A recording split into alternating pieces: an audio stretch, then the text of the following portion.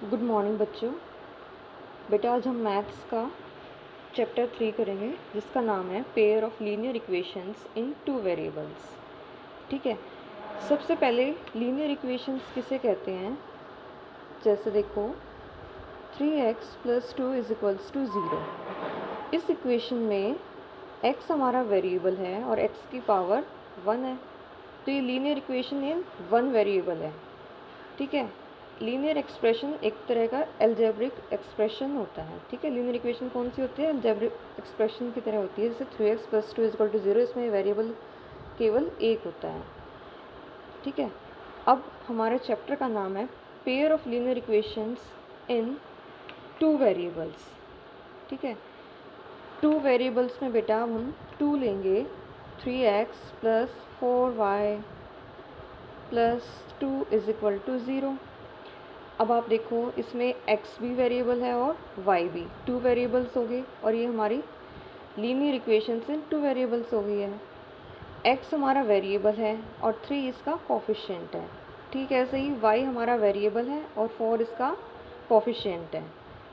ठीक है, और इसकी जनरल फॉर्म होती है लिखने की, ax लिखा हुआ है ax + by + c = 0। ठीक है बेटा, ये इसकी जनरल फॉर्म होती है इक्वेशन को लिखने की। तो इसमें जो x का कोफिशिएंट है a, x के साथ जो मल्टीप्लाई में है तो उसको कोफिशिएंट बोलते हैं और x हमारा वेरिएबल है। ठीक है, ऐसे ही b y का कोफिशिएंट है और y हमारा वेरिएबल है और c हमारा कांस्टेंट टर्म है। ठीक है, अब देखो इसमें a और b की वैल्यू 0 नहीं होनी चाहिए। अगर a की 0 वैल्यू हो जाएगी तो ये पूरी टर्म हमारी 0 हो जाएगी। ऐसे ही बी वाई भी पूरा क्या हो जाएगा, हमारा 0 हो जाएगा। ठीक है, तो वो लीनियर इक्वेशन हमारी नहीं होगी।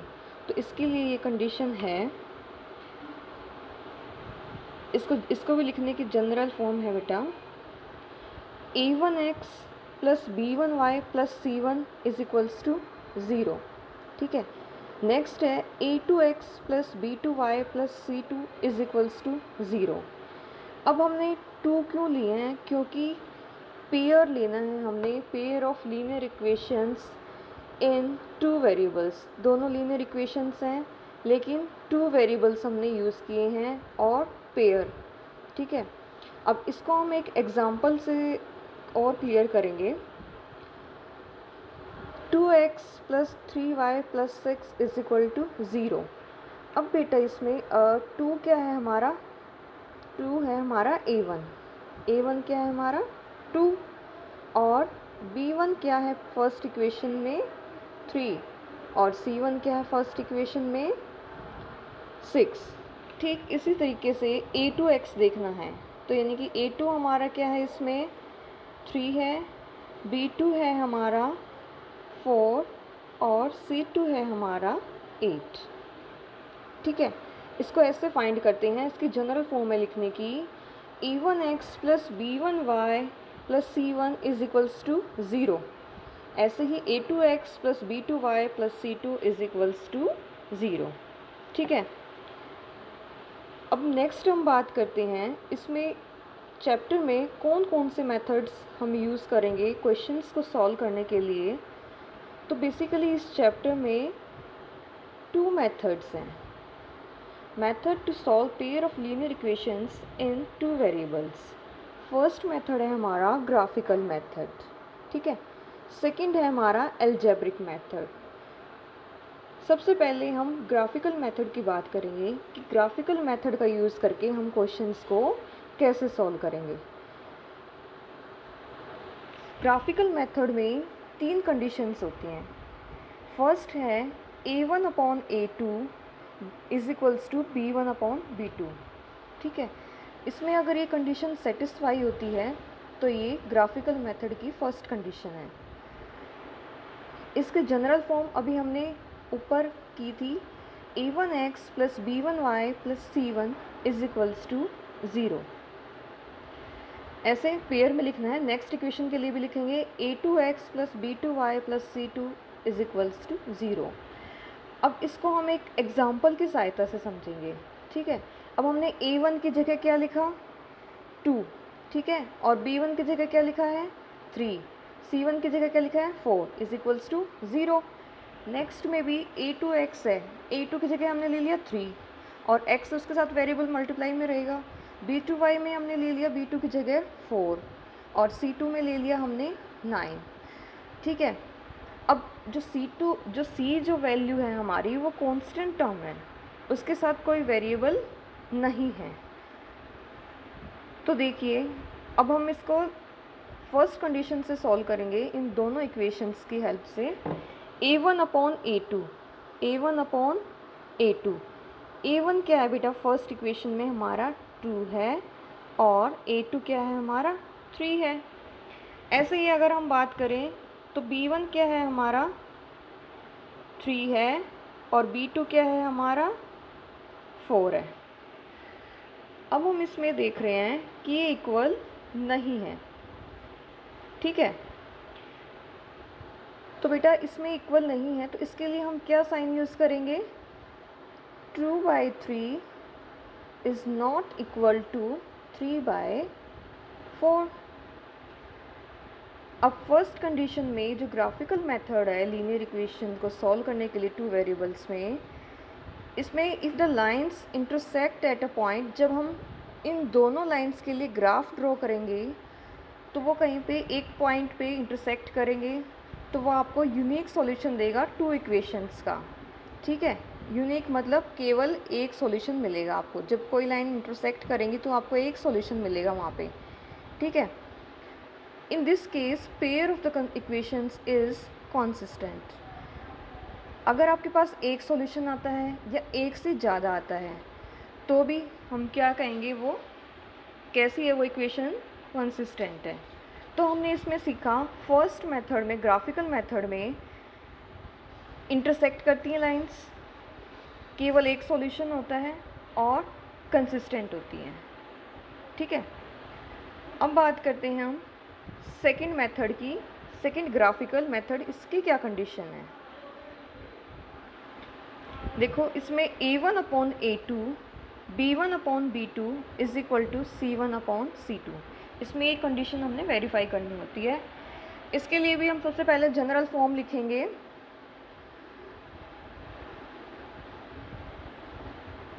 A1x plus B1y plus C1 is equal to 0, A2x plus C2 is equals to 0, ठीक है।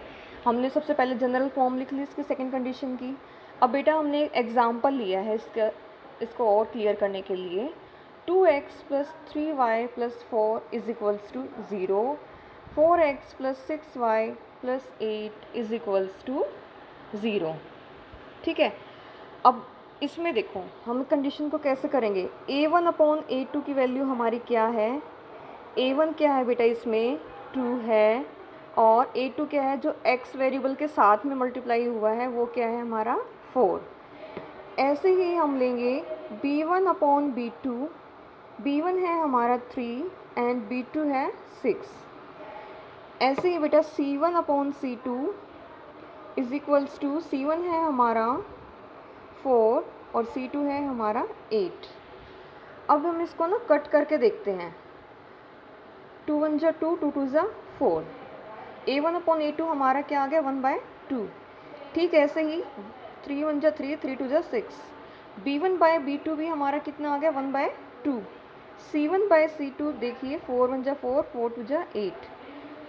आप देख रहे होगे सारे कंडीशंस में हमारा आंसर 1/2 आ रहा है, ठीक है।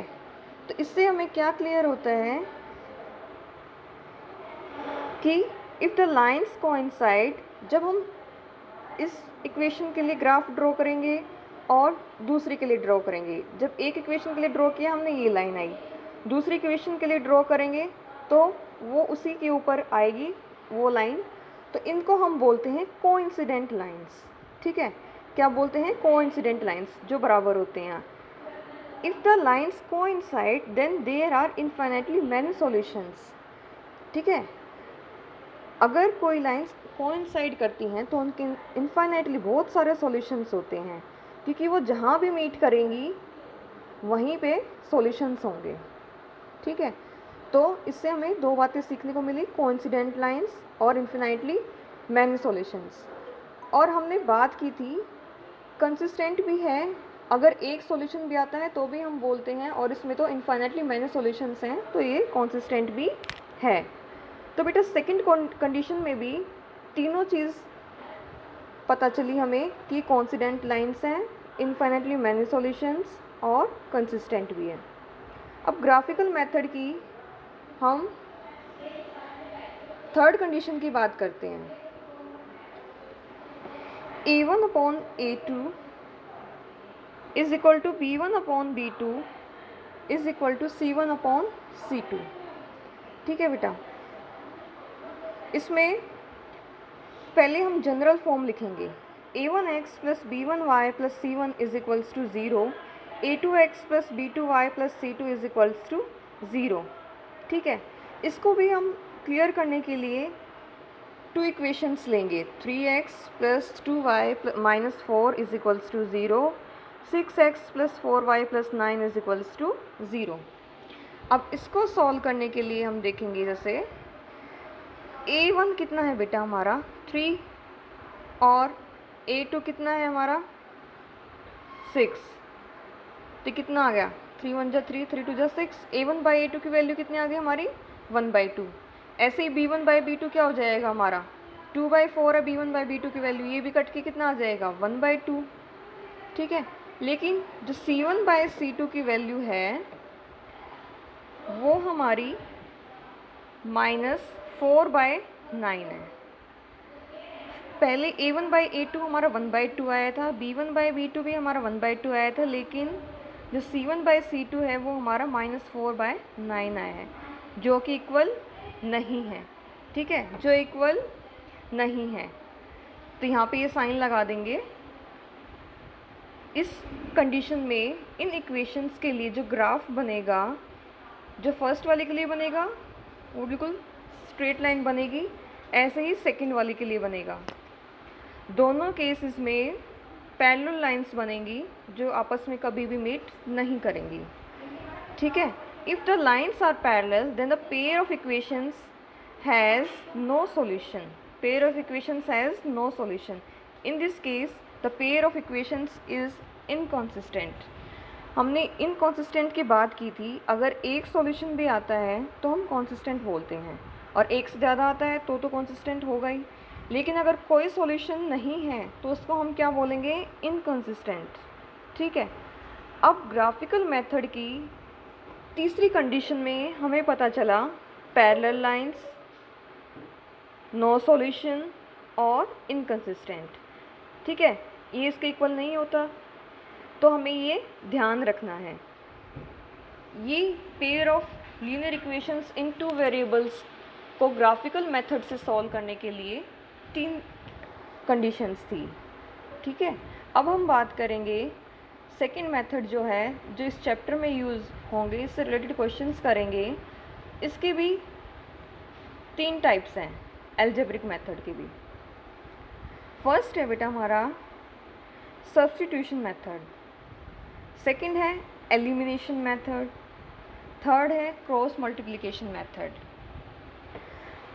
सबसे पहले हम बात करेंगे कि हम एल्जेब्रिक एक्सप्रेशन के सब्स्टिट्यूशन मेथड के कैसे हम इसको सॉल्व करेंगे। फर्स्ट वन है हमारा सब्स्टिट्यूशन मेथड। इसमें देखो हमने 2 इक्वेशंस ली, x plus Y is equals to 16। Next ली हमने x minus Y is equals to 4। अब इसको सॉल्व करने के लिए सब्स्टिट्यूशन मेथड से फर्स्ट वाले इक्वेशन की हमने नेमिंग कर दी भाई फर्स्ट, और सेकंड वाले को सेकंड इक्वेशन से हमने नेमिंग कर दी। ठीक है, सब्स्टिट्यूशन मेथड में हम क्या करते हैं कि किसी एक की वैल्यू निकाल के उसको दूसरी में पुट करते हैं। सपोज x प्लस वाई 16 के इक्वल है, then x is equals to 16 minus y. अब हम इस x की वैल्यू पुट कर देंगे x की जगह, वहाँ से हमारी किसकी वैल्यू निकल जाएगी, y की वैल्यू निकल जाएगी। देखो कैसे करते हैं, 16 माइनस वाई को हम पुट करेंगे, 16 माइनस वाई को हम पुट करेंगे इस वाली इक्वेशन में, x minus Y is equals to 4 है। जब हम इस x की जगह 16 माइनस वाई रखते हैं और यहाँ इक्वेशन में माइनस वाई है ही पहले से, is equals to 4। 16 minus minus minus plus होता है लेकिन साइन माइनस का रहेगा, minus 2y is equal to 4। अब minus 2y is equal to 4 minus 16, ठीक है। अब ये कितना आ जाएगा, 4 में से 16 माइनस करेंगे तो साइन माइनस का आएगा, माइनस के 12 और माइनस 2y, माइनस से माइनस कैंसिल आउट हो जाएगा। लेकिन जो वेरिएबल के साथ जो टर्म है वो कहाँ जाएगी, इसके नीचे जाएगी। 2 1 जा 2, 2 6 जा 12। अब हमारी y की क्या वैल्यू आ गई, 6 आ गई, ठीक है। y की कितनी वैल्यू आ गई हमारी, 6। अब इस 6 को हम इक्वेशन में पुट करेंगे। देखो x माइनस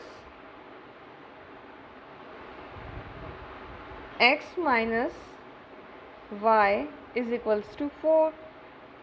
अब हमने y की वैल्यू 6 निकाली थी तो 6 पुट कर देंगे, is equals to 4। x is equals to 4 right side है ही, और जो लेफ्ट साइड से राइट साइड माइनस का है ये यहाँ पे, उधर जाके कैसा हो जाएगा, प्लस का। 4 प्लस 6 कितना हो गया हमारा, 10, ठीक है। अब हमारी इन दोनों इक्वेशंस से हमने सब्स्टिट्यूट करके देखा, हमारी वैल्यूज़ आ गई, y आ गया हमारा 6, ठीक है, और x आ गया हमारा 10। हमें y और x की वैल्यू फाइंड करनी होती है। नेक्स्ट मेथड है बेटा हमारा एलिमिनेशन मेथड। एलिमिनेशन मेथड में हम क्या करते हैं, हमने दो इक्वेशंस के पेयर लिए, ठीक है। 3x plus 4y is equals to 10, 2x minus 2y is equals to 2। 3x plus 4y is equal to 10 को हमने माना first equation, 2x minus 2y is equals to 2 को माना हमने सेकेंड इक्वेशन। सबसे पहले इसको नेमिंग कर लेंगे। अब एलिमिनेशन मेथड में हमें ध्यान ये रखना है, जो इनके कोफिशिएंट्स के साथ टर्म दी हुई है आगे, जो ये वेरिएबल के साथ जो कोफिशिएंट है, इसको हमें इक्वल करना होता है। क्या करना है हमने इसको इक्वल, जैसे ऊपर 3x दिया हुआ है, नीचे 2x दिया हुआ है, तो अब हम इसके क्रॉस मल्टीप्लाई कर देंगे ना। ऊपर वाले को हम किससे गुना कर देंगे, 2 से, और नीचे वाली इक्वेशन को 3 से। तो देखो ऊपर वाली पूरी इक्वेशन को हमने 2 से मल्टीप्लाई किया, 2 bracket 3x plus 4y is equal to 10। अब 2 से इस पूरी इक्वेशन को आप मल्टीप्लाई कर दोगे, जैसे 2 3 जा 6x, 2 4 जा 8y इज इक्वल्स टू 2 10 जा 20। इसको हमने नेमिंग कर दिया थर्ड इक्वेशन, ठीक है। अब जो हमारी दूसरी इक्वेशन थी 2x minus 2y is equals to 2, इसको हमने किससे मल्टीप्लाई करना है, 3 से करना है। तो पूरी को हमने जब 3 से किया तो देखो 3 2 जा 6x माइनस 3 2 जा 6y इज इक्वल्स टू 3 2 जा 6। इसको हमने कर दिया फोर्थ। अब इसको कैसे सॉल्व करेंगे, हम सब्ट्रैक्ट करेंगे फोर्थ को कौन से थर्ड से। देखो कैसे करते हैं इसको। पहले हम लिखेंगे फोर्थ इक्वेशन क्या है हमारी, 6x plus 8y is equals to 20। Third है हमारी, जो हमें फोर्थ में से सब्ट्रैक्ट करनी है, वो है 6x minus 6y is equals to 6। अब सब्ट्रैक्ट करना है तो आपको इसका घटा के निशान लगाने होंगे, माइनस, ये माइनस पहले से है तो माइनस माइनस प्लस और माइनस। अब देखो ये प्लस का 6x और माइनस का 6x, ये तो कट जाएगा। प्लस का 8y और प्लस का 6y कितना हो गया 14y। 20 माइनस 6 कितना हो जाएगा हमारा, 20 में से 6 गए 14। अब y के साथ जो 14 है वो कहाँ चला जाएगा, इसके नीचे राइट साइड में। 14 वन जा 14, 14 वन जा 14, तो कितना आ गया हमारा आंसर 1। y की वैल्यू क्या आ गई हमारी, यहाँ से 1 आ गई। अब इसकी हेल्प से हम x की वैल्यू फाइंड करेंगे। अब हम किसी भी इक्वेशन में अगर y की वैल्यू पुट कर देंगे तो हमें x की वैल्यू मिल जाएगी। जैसे देखते हैं, फर्स्ट इक्वेशन में हम पुट करते हैं 3x plus 4y is equals to 10। इसमें हमें y की जगह 1 पुट करना है। 3x plus 4 multiply 1 is equals to 10। 3x plus 4 is equal to 10।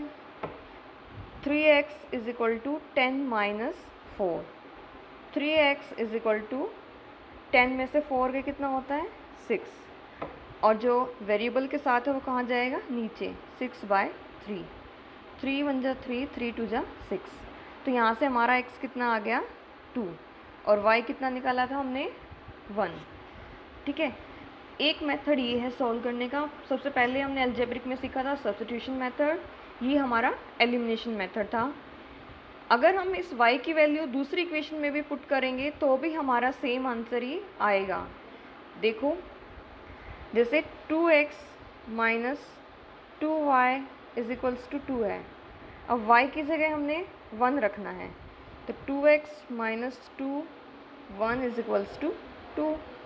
2x minus 2 is equal to 2। 2x is equal to 2, इधर माइनस का 2 है तो उधर जाके प्लस का 2 हो जाएगा। 2x इज इक्वल टू 4, 2 और 2 कितने होते हैं 4। x क्या हो जाएगा बेटा, वेरिएबल के साथ वाला नीचे चला जाएगा 4/2। 2 1 जा 2, 2 2 जा 4। तो ये हमने देखा कि हम किसी भी एक वेरिएबल की अगर वैल्यू निकालते हैं तो ज़रूरी नहीं है हम उसको केवल ऊपर वाली इक्वेशन में पुट करके देखें तो ही हमारी x की वैल्यू आएगी, या नीचे वाले में। हम किसी में भी करके देख सकते हैं, दोनों में हमारा सेम आंसर आएगा। हम एक निकाल लेंगे और दूसरा उसकी हेल्प से निकाल लेंगे। लास्ट है इसमें अलजेब्रिक एक्सप्रेशन में हमारा cross multiplication method. Cross multiplication method में देखेंगे,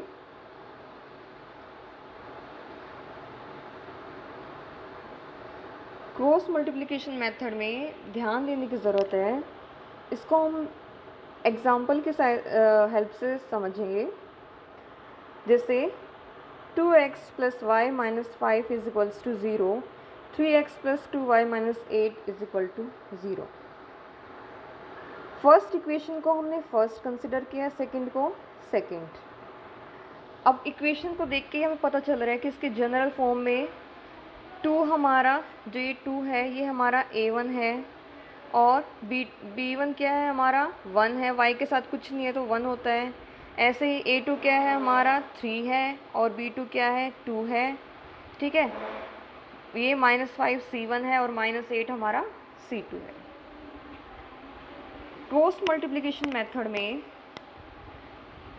x हम ऊपर लिखते हैं, ठीक है, is equals to y is equals to 1। 1 हमने इसलिए लिखा है क्योंकि ये कांस्टेंट टर्म है, इसके साथ कोई वेरिएबल नहीं होता। ठीक है, अब इसमें क्रॉस मल्टीप्लाई करनी है। जैसे हमने x के नीचे लिखना है, तो x के नीचे लिखना है तो हम इसको कंसिडर नहीं करेंगे, इनकी क्रॉस मल्टीप्लाई करेंगे आपस में। y मल्टीप्लाई 8, 5 मल्टीप्लाई 2, तो इसकी इससे मल्टीप्लाई की तो -8 आया। y के साथ b1 क्या है हमारा 1 है, तो -8 मल्टीप्लाई 1 कितना हो जाएगा -8 माइनस, और 5 टू ज़ा कितना होता है 10, माइनस का 5 है तो माइनस का 10 आ जाएगा। ठीक है, y है तो y के लिए कैसे करेंगे, जब हमें y के नीचे लिखना है तो हम इसे कंसिडर नहीं करेंगे, इसकी वैल्यू लिखेंगे 5 3 ज़ा 15 माइनस का 15 ऐसे मल्टीप्लाई, और 2 8 जा 16। माइनस माइनस 16 है तो वो प्लस का हो जाएगा, ठीक है।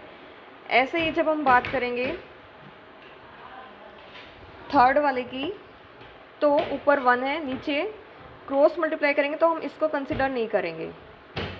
2 2 जा 4, कोफिशिएंट्स को लेना है हमने, वेरिएबल्स को कंसिडर नहीं करना है।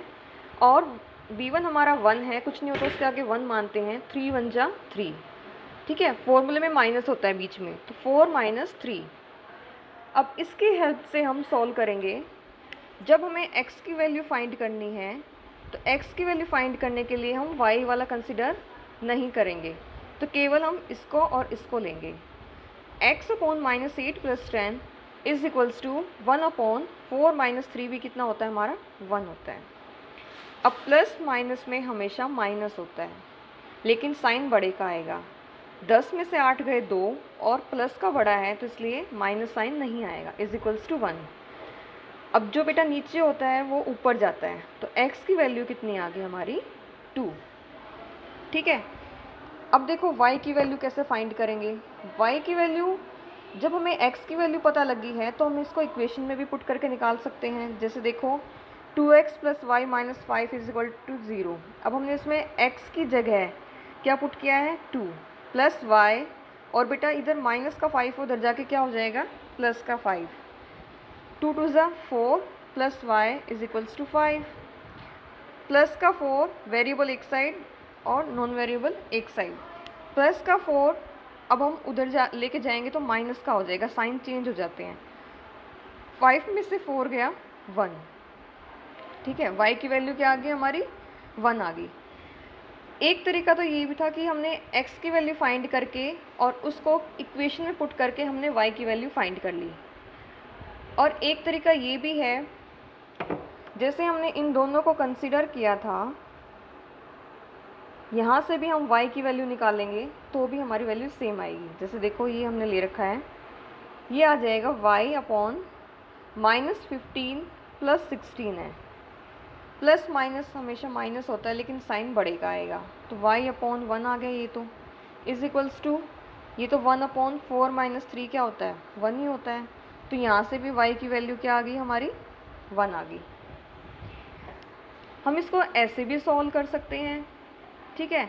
और हम एक वेरिएबल की वैल्यू निकाल के उसको दूसरे में किसी इक्वेशन में पुट करके हम दूसरे वेरिएबल की वैल्यू भी फाइंड कर सकते हैं, ठीक है। दोनों से हमारे आंसर सेम ही आएंगे। तो ये 3 मेथड्स थे एल्जेब्रिक मेथड के अंदर, कैसे कैसे कौन कौन से कंडीशन है हम 3 तरीके से सॉल्व कर सकते हैं क्वेश्चंस। फर्स्ट वन है सब्स्टिट्यूशन मेथड, सेकंड क्या था, एलिमिनेशन मेथड, थर्ड हमने किया है क्रॉस मल्टीप्लिकेशन मेथड। इन्हीं क्वेश्चंस पे, इन्हीं मेथड्स पे बेस्ड आपके एक्सरसाइज में क्वेश्चंस दिए गए हैं और इसी से आपके सारे क्वेश्चंस सॉल्व होंगे। नेक्स्ट वीडियो में हम कंटिन्यू करेंगे, एक्सरसाइज इसके साथ लेके चलेंगे।